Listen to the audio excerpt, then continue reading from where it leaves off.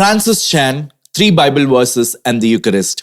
Hello dear friends, I'm Joseph Dinesh, a Catholic commentator from Sydney, Australia. In today's video, we are going to explore Pastor Francis Chan's latest revelations on the real presence of the body and blood of Christ in the Eucharist. While many Catholic apologists often lean to John chapter 6 to bolster this belief, it's truly fascinating that Francis Chan is bringing attention to 3 often neglected Bible verses in this context.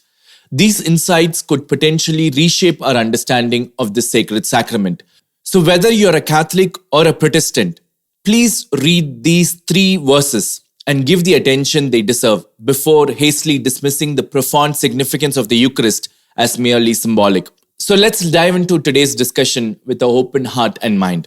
In the first clip, Pastor Francis Chan discusses Acts chapter 2 verses 42, where the scripture states, "They devoted themselves to the apostles' teaching and to the fellowship and to the breaking of bread and to prayer." So if Protestants indeed hold to the belief that scripture is the infallible source of Christian faith and practice, then why is that most Protestant denominations do not engage in the practice of breaking bread?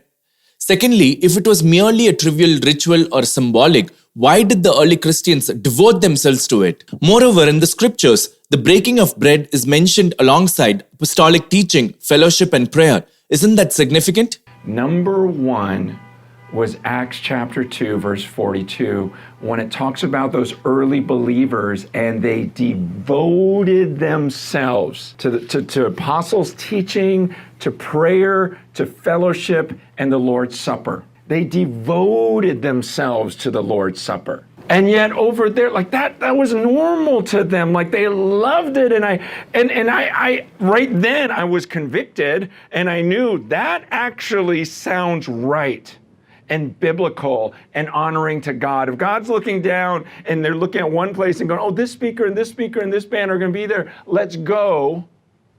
And then he sees another group of people going, hey, they're about to remember the body and blood of Christ. Let's go. What is pleasing to him? What does he want?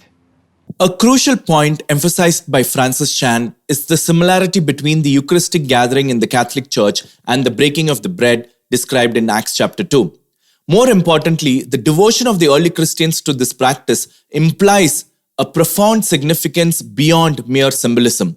Taking all this into consideration, it appears that the Catholics are the ones faithfully adhering to the biblical teachings in contrast with the Protestant approach of gathering, which often revolves around forms of praise and worship, pulpit preaching, and altar calls, all of which lack clear biblical precedent from the early church community.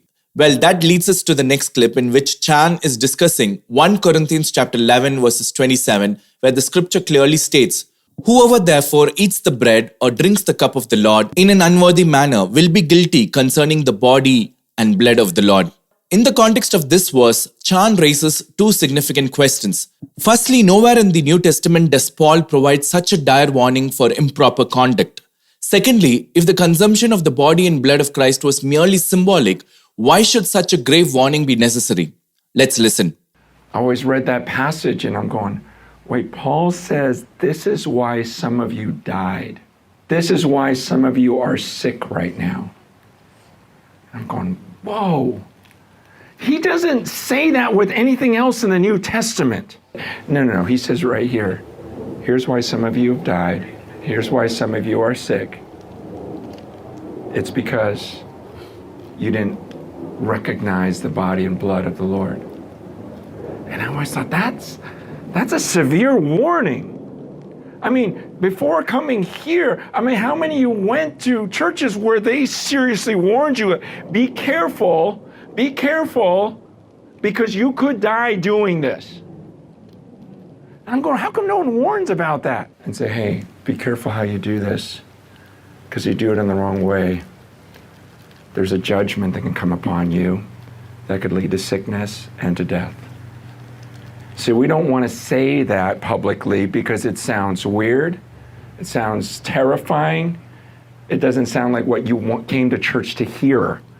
But I'm going, it's there though. One aspect that particularly caught my attention in the clip is Francis Chan's question about why no one in the Protestant world is talking about this.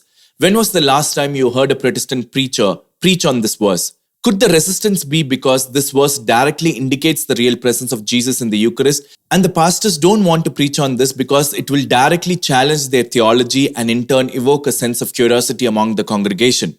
It seems like from St. Paul to the early church fathers, there has been a consistent interpretation among Christian communities affirming the real presence of Christ's body and blood in communion. My only request to our Protestant friends is that even after all this, if you insist that the Eucharist is symbolic, you have to somehow make sense of why St. Paul gave such a dire warning. Now moving on to the third clip, Francis Chan explores Luke chapter 24 verses 30, where the scripture clearly states, "When he was at the table with them, he took bread, gave thanks, broke it, and began to give it to them.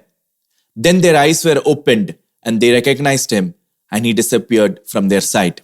In the preceding two verses, we witness Jesus recounting recent events to these two disciples and reminding them of what had occurred.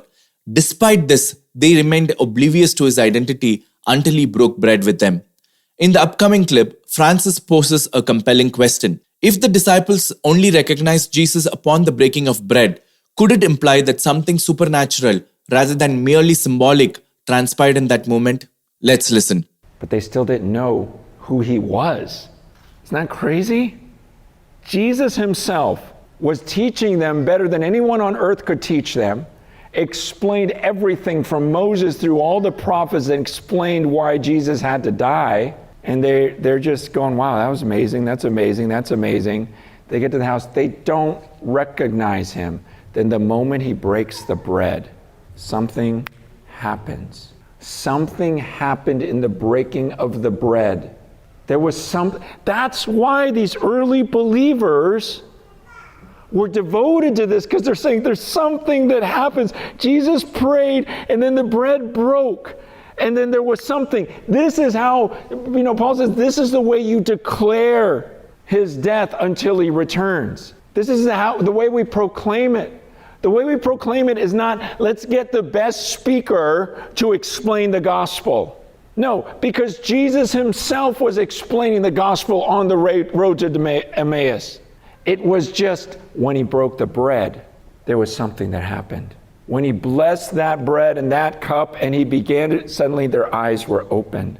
That's why the early church looked at this and said, okay, Jesus said, this is my body broken for you. There was something real about this. The important thing I noticed in this clip is that even though Jesus, the Word incarnate, preached to these disciples, they still did not fully understand the gospel. But when they broke bread with him, their eyes were opened to who Jesus truly was. This challenges the fact that many Protestant denominations preach the gospel, often focusing only on verbal explanations rather than the act of breaking bread. Once again, it seems like Catholics are the ones following the scripture and Protestants are doing just their own stuff. Well, to wrap up things, let me summarize. One of the most notable Catholic authors, Flannery O'Connor, famously stated, "If the Eucharist was merely a symbol, then to hell with it." And the Second Vatican Council states that the Eucharist is the source and summit of all Christian life. I will leave these two sayings as a food for thought. I hope this video was helpful. Let me know your thoughts in the comment section. God bless you.